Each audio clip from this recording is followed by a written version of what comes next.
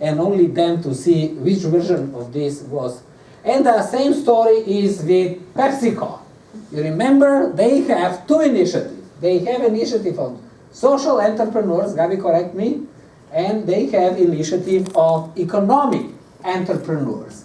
And as I said, this is nothing wrong with one or another, as long as you know what you are doing, but that's something you have to reflect on, and to see which of these mechanisms can be most effective in delivering what you are supposed to deliver. You are right.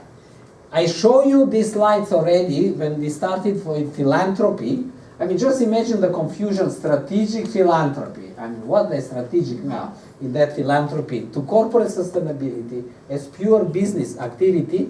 Look at the PepsiCo. I used this from one of their slides. You see, this is, I think, part of the recycling of solid waste management. And I think this was a story from Brazil. Yeah, it is. To make clean Brazil. Well, they support cultural sponsorships. That's kind of philanthropic, am I right? Culture. You don't make money of that. But at the same time, through this, you're creating jobs because you get more people engaged in these recycling activities. And then through that, you also engage the people from the local communities to be part of that.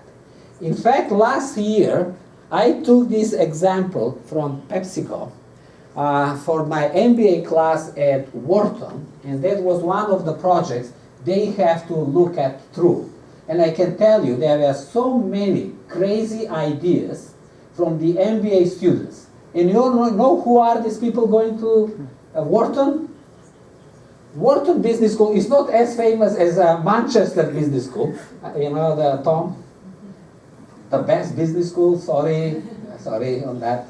But if you are in a business of really making money and you run Wall Street, you go to Wharton. Sorry, this is where you go. Most of these guys who contributed to the financial crisis were graduates from Wharton. After the crisis happened, we had a meeting discussing, I'm serious, you know, the deal. Harvard is more on entrepreneurship start. You don't have that many Harvard guys at Wall Street as you have from Wharton. But you can check the data. You know, in terms of finance, this is the core capitalists are supposed to be at Wharton. Just imagine my challenge. I'm going there and say, listen, Gabi is facing a problem to do waste management in Brazil. What are you going to do about that? And they have to think about that because that's part of the exam.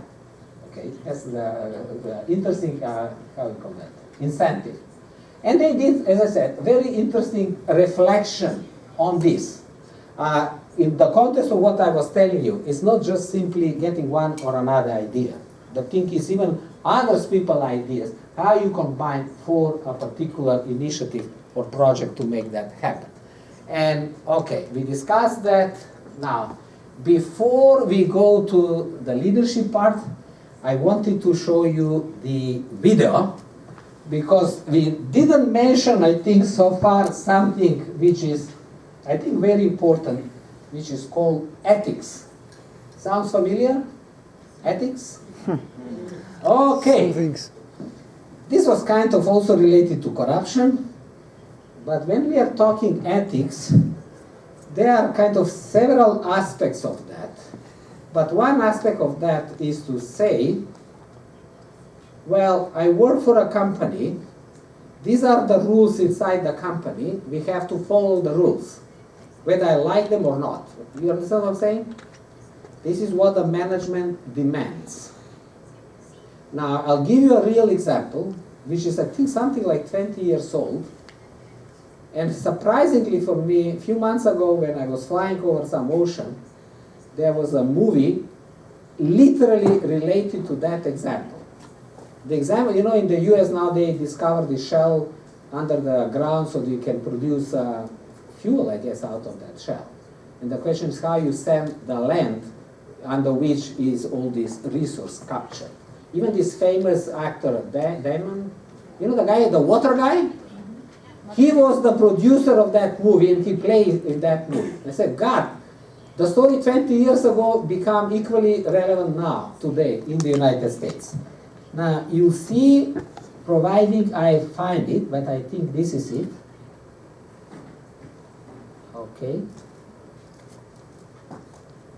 Oh, now the question is whether you can hear this.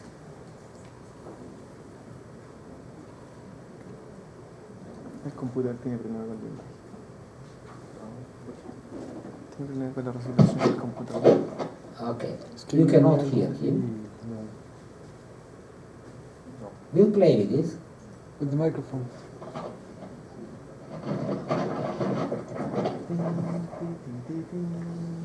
It's very short video. It's 2 minutes.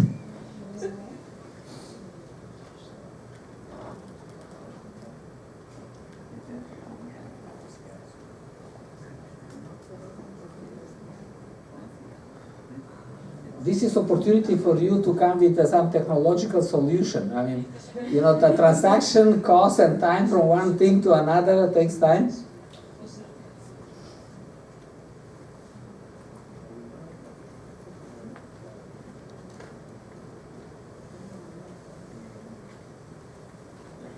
Así está en YouTube.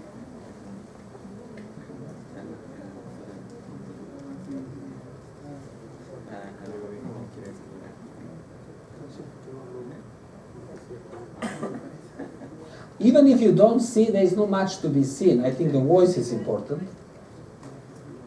Because this is just one guy. He's a professor of negotiation at Wharton.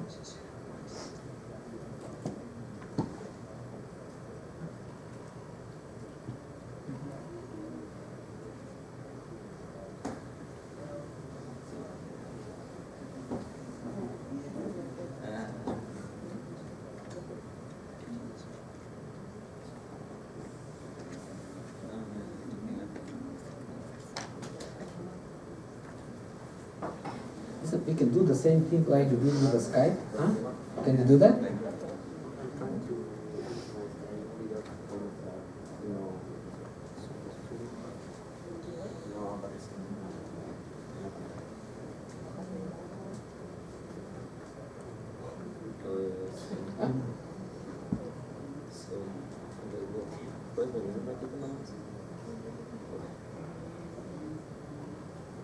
Ya apareció en uno, Rodrigo.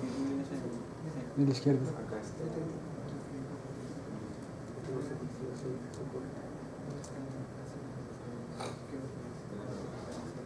Tienes que moverlo hacia el lado. Está ampliado. ¿Sí?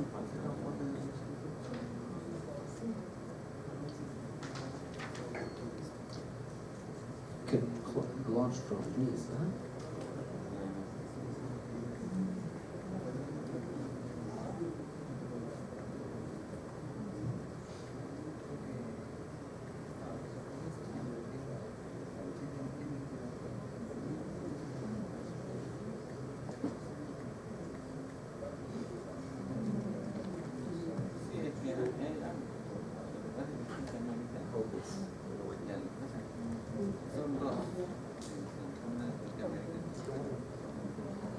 You're showing one here, two there. You know, for me, really is not important. Yes, just because you can show them from there, like we did with the video, or with the.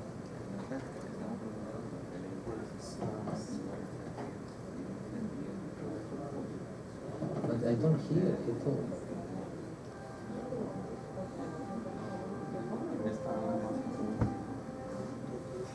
It's okay. ¿Quién es el superior? Yeah, you have to go. Ah, Superman.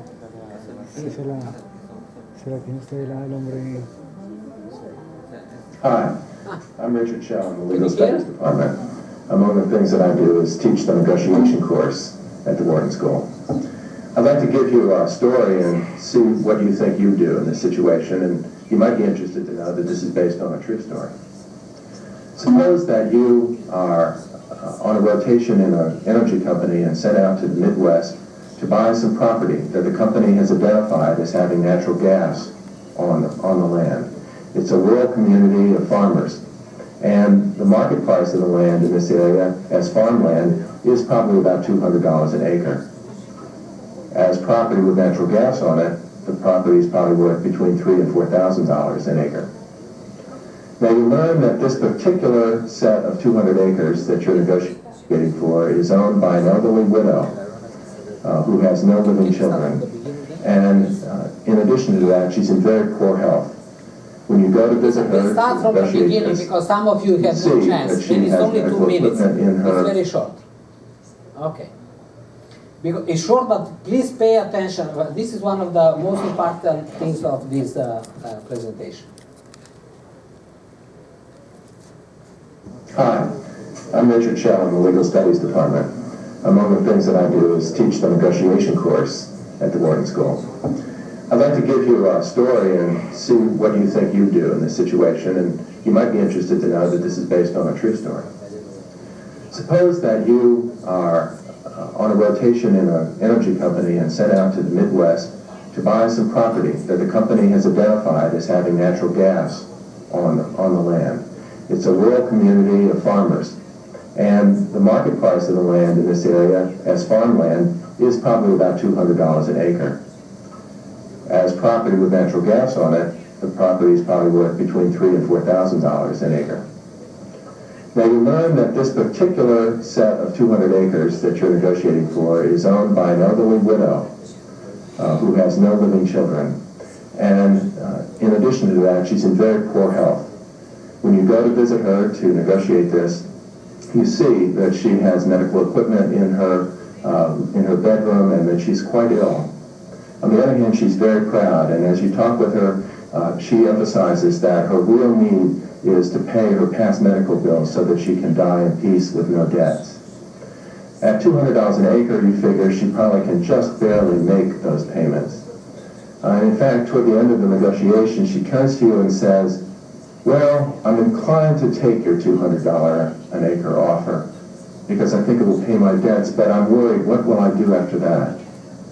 And then she looks again at you and says, by the way, you look like a straightforward sort of person. Why is it that you want to buy my land? Now, at this point, you have some choices. First, you could tell the truth and reveal why it is that your company is interested. And that, of course, would substantially affect the market price that you'd have to pay.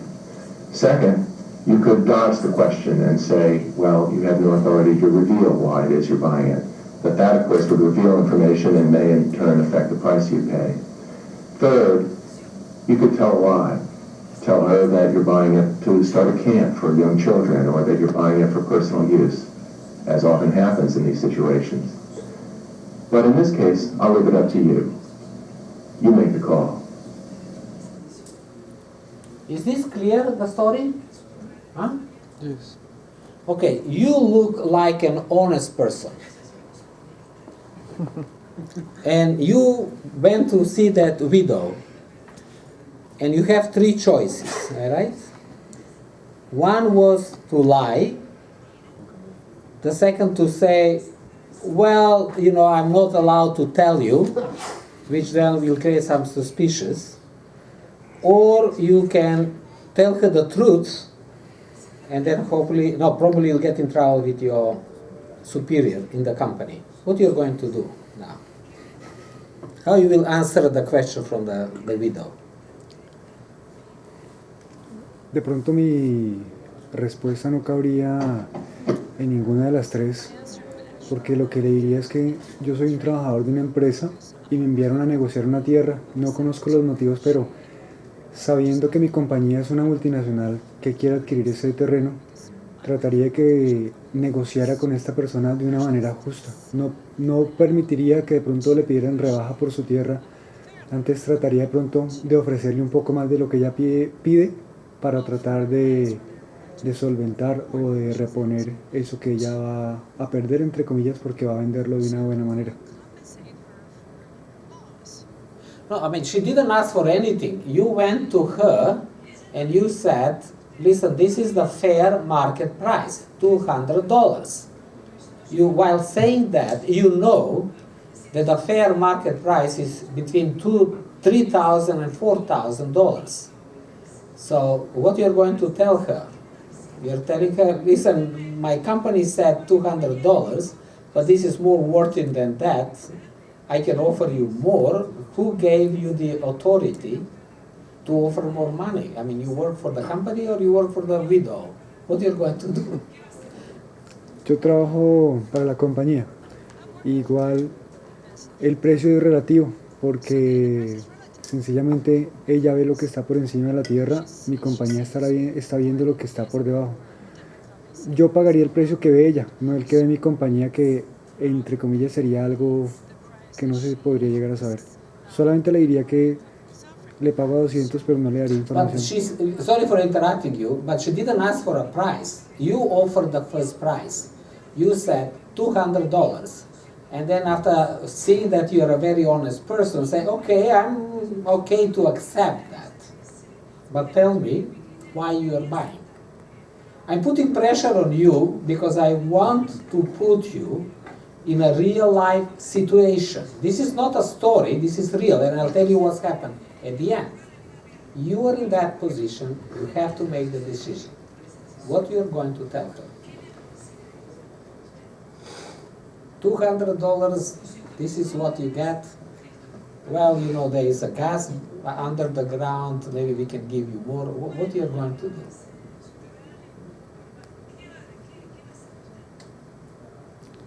No le ofrecería los 200 y no le daría explicación.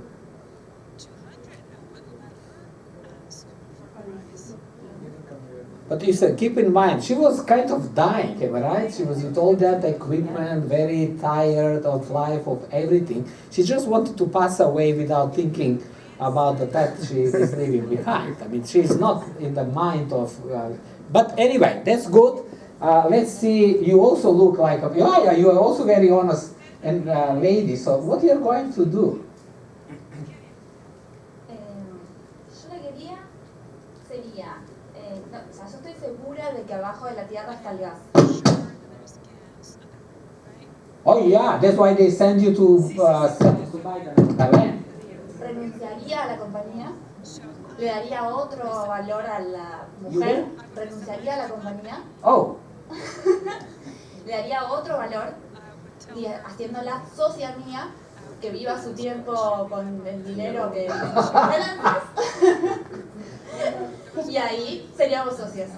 Hasta que dure feliz ella en su vida. and you share the extra. Wow! Nobody, absolutely nobody at Wharton came with this, I swear. Nobody. Okay, submit your application and we can consider that. Okay. I was thinking about maybe I could call it a compromise, basically. The video says she's dying and she just wants to cover her debt. Yeah. So how about you cover her debt, you make her comfortable, and that possibly is much less than the market value with the gas, but it's still more than the $200. Yes. So that's my idea. Yeah, but you have two problems with that. First is that your company sends you there not to negotiate. Your company sends you there to buy for $200. So you have no authority of negotiation. Second, just imagine, this is a small community. If the old lady hears that somebody is paying more than $200, everybody in the community will ask for that. So this is not just one simple... I'm trying to put you in a real life situation because it's easy for us to have a philosophical, academic conversation about these things. This is real. You have to make a decision. And by the way, you just sent your son to college and your wife take a mortgage on your house. So to come out and say, well, I will resign, good if you can make money out of resigning, but if you resign without having a job, well, that will be, tough. And keep in mind, this kind of decision, I'm not saying exactly that, but this kind of decision you will be facing in your life in a number of occasions. That's what is called leadership, ethical leadership, ethics, where you reflect on who you are. You remember Tom was saying, be who you are, and follow your heart. Okay, now let's get concrete on that and see how easy is that. We have a good example I gave you the real life constraints, what you're going to do. Realistically, not to please them. That's not the issue. The issue is, I'm pushing you to look at that big picture, because the simple answer is easy. Well, realistically, I would not feel good just giving the lady $200 for her land, Okay. knowing that it's worth much more.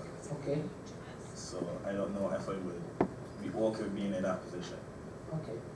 Okay, fair enough. As I said, these are all personal decisions, and to the extent you can put yourself, create in your brain the reality of the situation, that's a good exercise to really reflect also on who you are, in a more specific way. Okay? How about you? Yo soy como evidente. I'm like evident. Yo le digo a la señora, me vale madre el trabajo, prefiero una conciencia tranquila que un trabajo que te va a hacer Okay. con tu némesis de estar dando ese tipo de estafas a gente que no necesariamente. Entonces, yo le diría. Very interesting. He brought the concept of fraud now. Okay? It's not anymore kind of an abstract moral issue. He brought something very, legalistic. There is a law, is something behind that. I don't want to break the law if fraud is used in this concept. Okay? Any other comment on this? Yes. 2 comments. Okay. Para mí sería estafa si yo negociara con ella, llegara a un acuerdo pero no le pagara el dinero. Sencillamente pagarle menos precio por la tierra no es estafarla, es una simple negociación y pues así son los negocios. Fair enough as well. Fair enough. Creo que hay que establecer una diferencia entre lo que es ético y lo que es justo. Probablemente el precio que para ella sea justo no es el precio que para mí es justo o para mi compañía es justo. No digamos que una experiencia similar, pero en un hospital me tocó reparar una máquina para diagnósticos de enfermedades, donde yo como ingeniero solamente hice 3 clics en la máquina y mi compañía cobró muchos millones por eso. Entonces no era justo poner a prueba la salud de las personas por tantos millones y por un trabajo muy simple. Pero para las personas que pagaron sí era un precio justo porque valía la pena pagarlo. Y para mí no era justo porque era un trabajo muy sencillo que podía haber hecho cualquiera. The screwdriver. Yes. Pero tiene que ver con eso, qué es lo que es lo ético, qué es lo que es lo ético y qué es lo que es justo para el cliente o para el inversionista. Okay. Okay. Es que si ella te lo está pidiendo, o sea, decime cuánto vale, ella aceptó. Well, I lost the translation now. If she is asking you about it, You and can speak in Spanish now. ok. Si ella te lo está pidiendo, aceptó, ¿por qué no decirle? Eso también me pregunto. No, she didn't set the price. She has no idea what is the value of the land. She didn't ask for anything. You go there and you say, I was authorized by my company to offer you $200 per acre. Okay? So she was not part of determining the price. Only what she said after she hear you about the price of $200. Oh, well, I maybe accept that. But because you are honest, tell me why you are buying this. That's the real situation. Okay. Any other comment, please? Yo creo que también hay un concepto de referencia que tiene que ver con el precio de la tierra a valor de mercado de acuerdo a la actividad que la señora desarrollaba, que era agricultura, porque yo no le diría porque es una información de negocio, finalmente, que a mi compañía le costó el sacar la información de que había gas y de que podía tener una oportunidad comercial ese terreno, que ella, ese trabajo no lo hizo ella. Entonces, no tendría por qué revelarle esa oportunidad de negocio, pero sí pagarle el valor comercial de mercado, que es justo por la actividad que desempeñaba el predio. Okay. Makes sense too as an argument? Yo no soy vendedor. Yo no soy vendedor, yo soy ingeniero. Yo estoy estudiando ingeniería. Pero yo creo que si estuviera en esa situación, yo hablaría con la señora con la verdad. O sea, es lo que, si en este momento me ponen en esa situación, yo hablaría con la señora. Y si la señora está muriendo, le diría, o está mal, quiere pagar sus deudas, hablaría con la señora y le diría que lo que le ofrezco es eso, lo que mi compañía le está ofreciendo es eso. Y le diría si eso es suficiente para que pueda pagar sus deudas o lo que necesita. Y le diría cuánto vale su terreno, porque de repente si la señora solamente le basta con pagar sus deudas, entonces, y ya no le interesa de repente otras cosas, no le interesa ganar más dinero, entonces la señora se conformaría con eso y además quedaría tranquila de que la empresa no le está mintiendo porque le está diciendo la verdad. Su dinero, sus terrenos valen $1,400 por cada acre, pero nosotros le estamos ofreciendo esto. Y si la señora está contenta, o sea, para ella es suficiente, normal, y si no, que simplemente que no me acepte la oferta que le estoy dando. Y yo sinceramente me quedaría tranquilo con decirle la verdad. Okay, but you understand the consequence of that.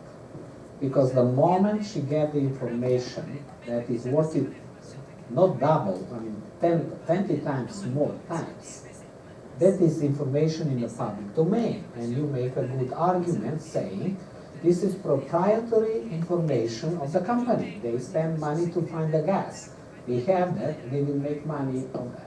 So, we have a problem. We have a problem, yes.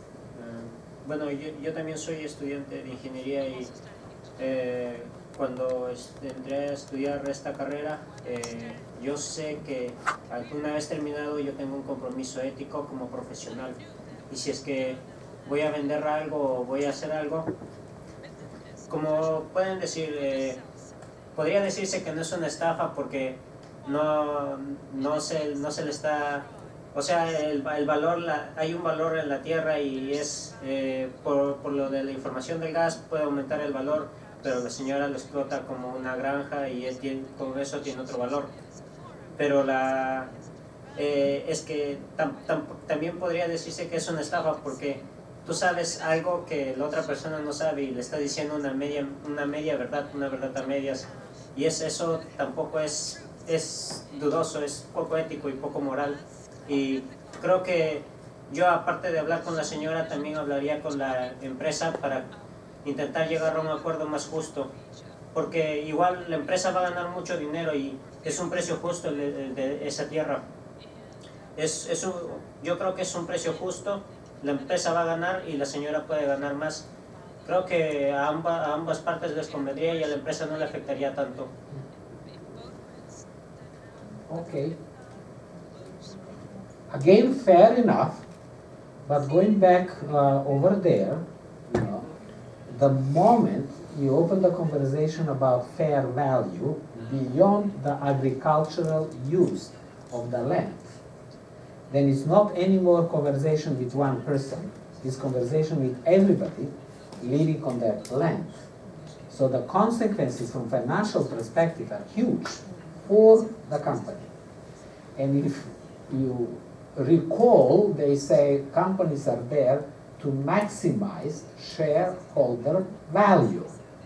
And to maximize shareholder value, you give $200, kiss the lady goodbye, anyway she was dying, and you are done. But now you are saying, I'm studying engineering, and maybe at the end of my study I'll make some kind of pledge, like engineer to be ethical, not to play with the construction story. Medical doctors do the same, right? They have a code of conduct. Marketing guys or business school don't have that. Okay, they cannot, because they can expel you from the medical profession if you do something wrong. If you are a lawyer, you do something wrong, you are out of, law. They will invoke your diploma. Probably for engineers, if you construct a bridge will collapse, you are goodbye. But for business people, there is no such a thing, because the whole thing around business is how you play the game, including controlling valuable information. You remember Stiglitz or not? The guy who got the Nobel Prize for economics? He was chief economist of the World Bank. I know him very well. He got his Nobel Prize of economics on asymmetry of information. How you make money because you control the information. I mean, we can. You want to say something else or not? No. Because it's red. So, I'll tell you what's happened. But this conversation brought the complexity of, let's call that, implementation. Simple case, not artificially designed to be complex, because it's very, very real. And suddenly we have a conversation which might last another hour, and we continue talking about these things, where different people have a very different opinion about that. So it's not straightforward solution. And just imagine now your projects. Have you spent equivalent time like we are spending now on this simple case to analyze your projects and all your ideas and asking yourself tough questions? Is this the best of my project proposal? Is there a space to improve? Is there a way to add some things to make it happen? That's kind of one of the purpose of this exercise. Don't be happy with the very first idea because you feel good you get that idea. Ask yourself how many others get the same idea. And what will be differentiating again and again was not just idea itself, but how you package everything else to make this happen. Okay? Now, the story about is this fraud or it is not fraud? How we define that? Is that regulated by law or not? And you know what's happened? The guy didn't tell her. So I think she sold that for $200. When that became in a public domain that there is a gas below the land, I don't know who then, sued the company. And even for the legal, and this is United States, okay, which is proud of the best legal system in the world. I don't know what is the definition of best and how they measure, but the first thing which the World Bank, IMF, and everything goes around was, fix your legal system. Without that, nothing is going to happen. Look at us, we fix that, okay? That case went to the Supreme Court. You know what that means? Starting from the lower level, up, because they have disagreements on what is the right solution. They have to go to the Supreme Court. And the definition was made by, I call that 5.5 judges from Harvard. Because on the Supreme Court, more than a half are people with a law degree from Harvard.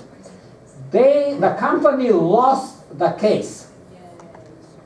Why they lost the case? The company lost the case. They lost the case because that asymmetry of information was huge. If she was not ill on that life support, they will survive. She was ill of life support, and they said she was not capable of having an informed conversation with the company. Company took advantage of her, and they lost the case. So that's the kind of the official story. Did she die before they lost the case? Well, that's most likely. I didn't check that. Because she was really sick, and to get to the Supreme Court takes time, unless the medical community figure out money is coming and they keep her alive. In this country you can be alive after you die for many years to come. But this is the efficiency of the medical system. Okay. Were they doctors from Harvard? Second, sorry. Were they doctors from Harvard? Well, might be a doctor from Harvard. My son is a lawyer from Harvard. So these are all first, how you call that?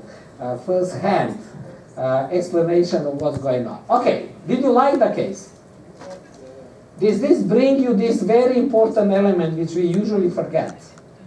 The ethical, the moral side, how you call that, the struggle between what is supposed to be according to the, how you call that, business thing, maximizing shareholder value.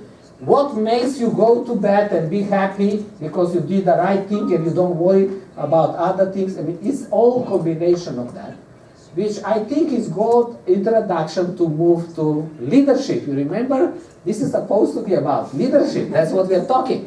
But why I was doing this? Because if this morning we immediately jump on leadership, there will be another blah blah story. Leadership, management, everything else is about solving problems, am I right? Engineers know how to do that. The other has to learn. So before you start talking about leadership management, let's understand what we are doing, what we are facing. How complex are all these things around us? How we see that complexity, we understand that, and how we come with solutions which we are implementable. How we bring others to follow us to make that happen. Now I hope that the conversation of leadership will be more meaningful, otherwise it can be all Mandela. Huh? Anyway, he's also in a very serious condition, so, or Martin Luther King. We go, oh no, seamless, definitely. This one. Yes. No, it's not video. Oh, sorry. Okay, let me help. Okay, show me again. Then go to this. Gabi final, and then leader, this one.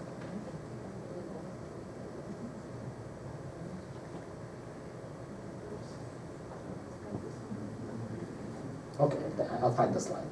Oh no, but we, if it, we can put it here. Okay.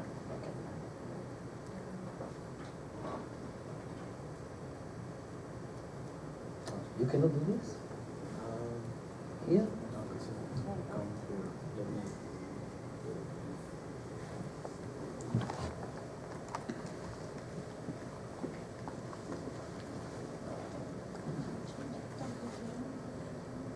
Gabi is making a good point. She said, why don't we take 10 minutes, wash your hands and, get out of this situation of worrying about the old lady. So 10 minutes break, and then we can move to, okay? On YouTube. Also,